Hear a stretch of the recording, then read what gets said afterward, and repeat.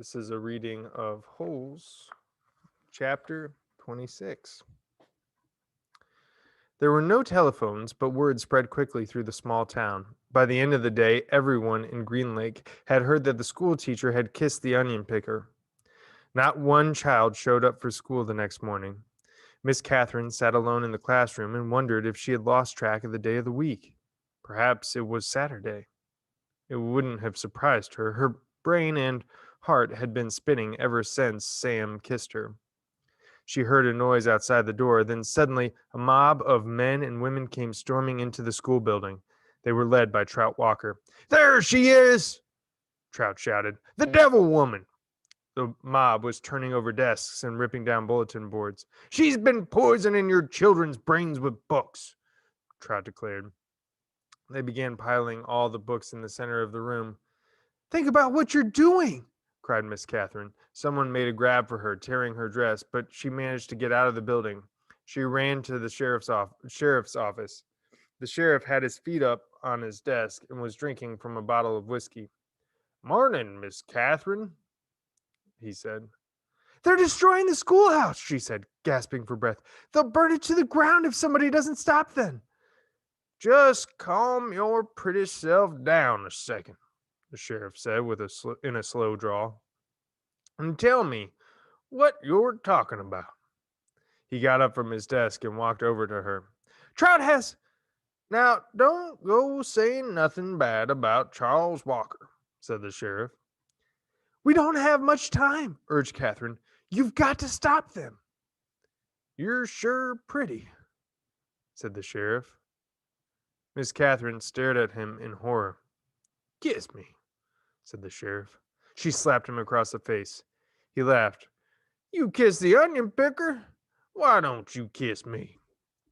She tried to slap him again, but he caught her by the hand. She tried to wriggle free. "You're drunk," she yelled. "I always get drunk before a hanging." "A hanging? Who?" "It's against the law for a Negro to kiss a white woman." "Well, then you'll have to hang me too," said Miss Catherine, "because I kissed him back." "It ain't against the law for you to kiss him," the sheriff explained. "Just for him to kiss you. We're all equal under the eyes of God." "We're all equal under the eyes of God," she declared. The sheriff laughed. "Then if Sam and I are equal, why won't you kiss me?" He laughed again. "I'll make you a deal. One sweet kiss, and I won't hang your boyfriend. I'll just run him out of town." Miss Catherine jerked her hand free. As she hurried to the door, she heard the sheriff say, "The law will punish Sam, and God will punish you." She stepped back into the street and saw smoke rising from the schoolhouse. She ran down to the lakefront where Sam was hitching Mary Lou to the onion cart. "Thank God I found you," she sighed, hugging him. "We've got to get out of here now." "What? Someone must have seen us kissing yesterday," she said.